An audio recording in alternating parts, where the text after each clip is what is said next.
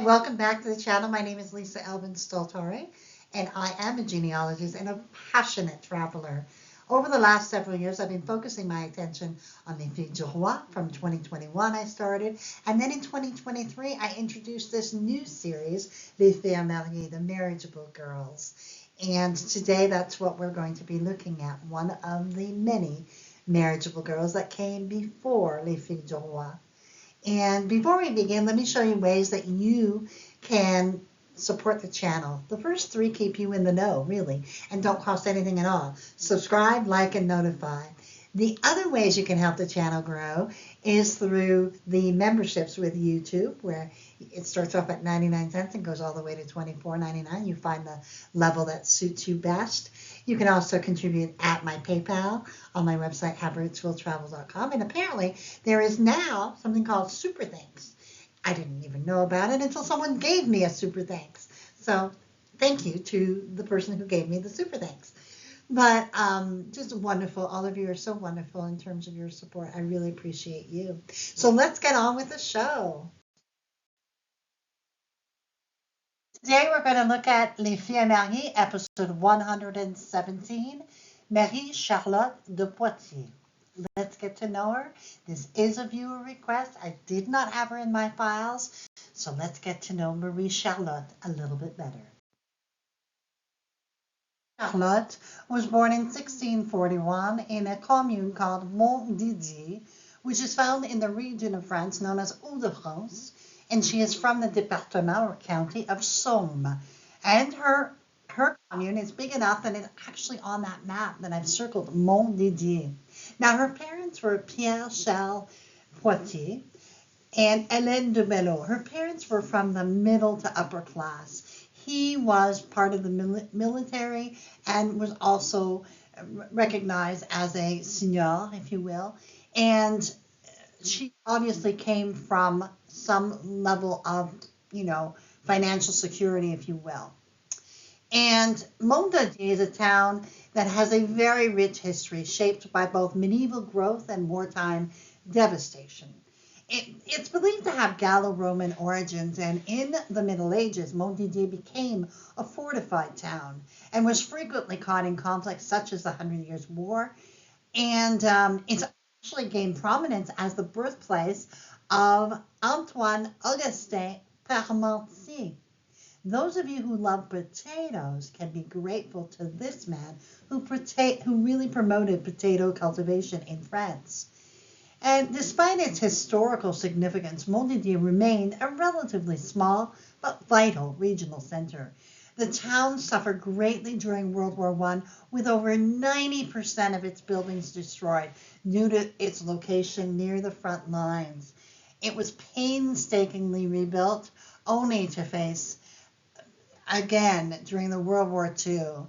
And it really is an incredible, incredible town in terms of its resilience. And the church of the Église Saint-Pierre still stands, although the church that she would have been baptized in no longer exists. There is also a wonderful statue of Parmentier, so it is a really special part of Hauts-de-France region. Charlotte would lose both her parents by 1659, and she would arrive as a fille mariée in New France. Now, she was obviously a woman or a young lady who came from certainly more upper class than what was normal. So we needed to find a groom that would perhaps match that social standing.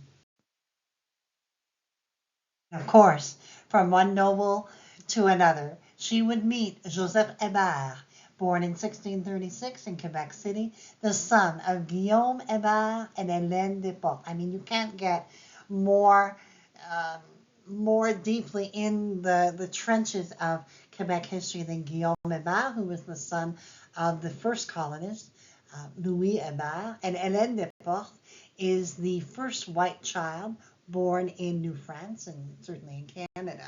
So this is who she chose and who chose her.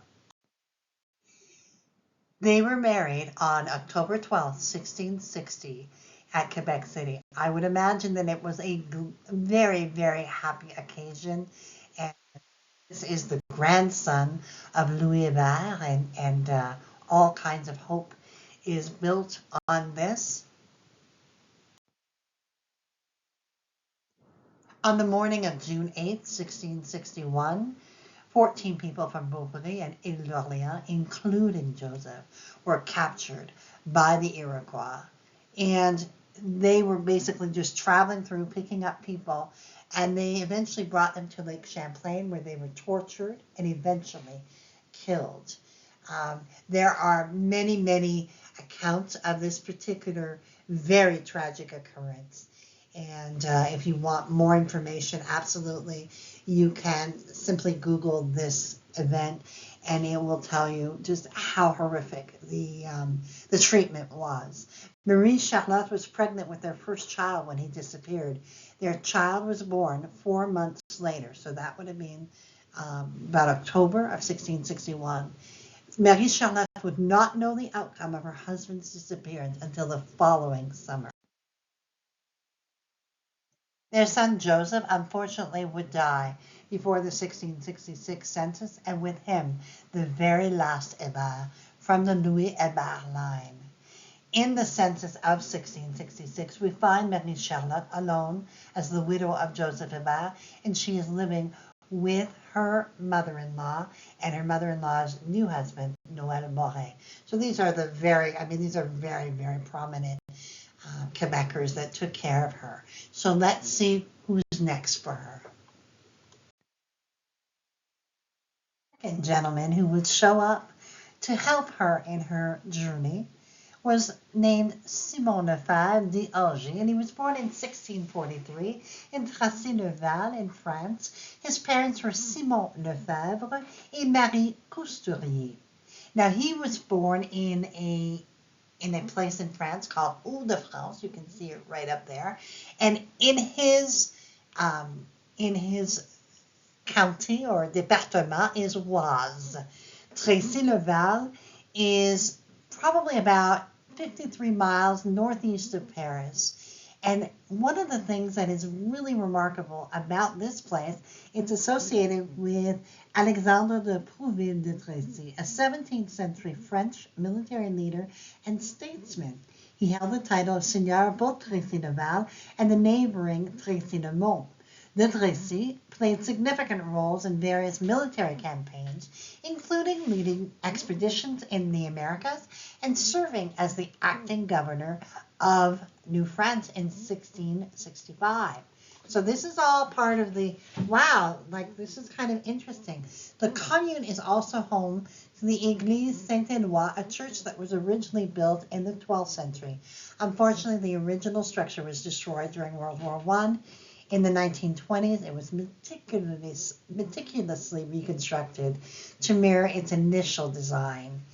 Today, Tracy-le-Val offers a glimpse into France's rich history through the reconstructed architecture and its connection to such notable historical figures. So here we find Simon.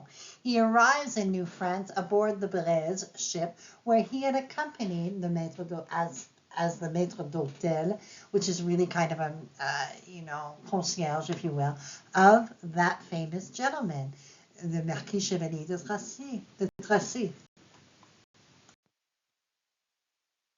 So for the second time in this decade, Marie Charlotte marries a very prominent person who obviously had very strong connections, and they were married at Quebec City on January 11th, 1667. They would settle at Neuville, Quebec, which is one of the oldest European settlements in Canada, located just about 30 kilometers west of Quebec City along the St. Lawrence River. In 1653, the area was granted as a seigneurie by Jean de Lauzon to Jean Bourdon de Saint-Jean for his son, Jean-François Bourdon de Daubourg, and in 1680, the Daubourg seigneurie was acquired by Nicolas Dupont de Neuville, and thereafter the seigneurie was known as Neuville.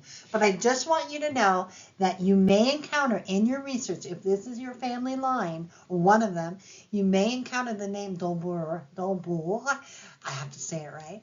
And don't get confused. It is the same place. It is Neuville before it became Neuville. And by 1679, the Saint Francois de Sales parish was formed, and eventually a church was built in 1684. It also is known as Pointe aux Trembles in reference to the point on which the church was built, which was once covered with aspen and birch. Tremble is the word for birch. And so, and again, Pointe-aux-Trembles is a city in Montreal, on the island of Montreal. Pointe-aux-Trembles is also the church name or the parish that can be referred to as the one at Neuville, but it is not. And so it is truly a place. We stayed at Neuville at one of the RV parks there along the river. It was tremendous. It was absolutely second only to Ile-d'Orléans. It was truly magical. Beautiful town, very small, very quiet, and they are very set in their ways. Even the local, when we parked our RV, we had to turn off the air conditioning because at 10 o'clock. First of all, because you didn't need it at that time, but we were told strictly that we needed to respect the people and we needed to have a good sleep and all that. So it's very charming. Seriously, it was. You can imagine I was like Alice in Wonderland, but it really was an amazing, amazing place. They would go on to have 8 children. Louis would marry Anne Félicite Bonhomme and have 2 children, both of whom survived before his early death at 31. Françoise would marry Pierre Constanou and would have 4 children, all of whom made it to adulthood.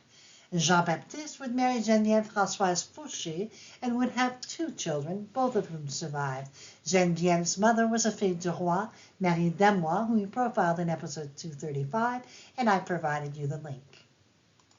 François would use the name Auger, and many of his descendants also did. He married Madeleine Dessart, and they would have 12 children. Only 5 made it to adulthood. Marie-Madeleine would marry Pierre Voyer and had 3 children, 2 of whom made it to adulthood. Pierre's mother was Fille Marie Catherine Crampon, who we profiled in episode 68, and I provided you the link as well. She then would marry Jean Gingras, and with whom she had 9 children, 7 of whom survived, and 6 who left descendants. Marie-Charlotte married Pierre Herdé de Châtillon, and they would have 13 children, 12 of whom survived, 9 of whom left descendants. Marie Poire was the mother of Pierre Herdé, a fille du roi that we have not yet profiled. And Antoine and Simon both entered the church, but we have no further information on them. In the 1681 census, we have Simon Lefebvre, who was 38 years old. We have Charlotte, his wife, veuve de Joseph Hébert. Even at that point, they want to make sure that we acknowledge that. The children are Louise, 14, Marie, 12, Jean, François, Madeleine, Charlotte, 1 gun, 3 bêtes à cornes, so that's 3 horned animals, presumably goats, and 15 parvalars, about 12 to 13 acres of land. So in the final years, Marie Charlotte would pass away first in 1718 at the very good age of 77, which is remarkable at that time. She and Simon would have been married 41 years as of that date, which is remarkable. And she would leave us with exactly 100 descendants as of 1729.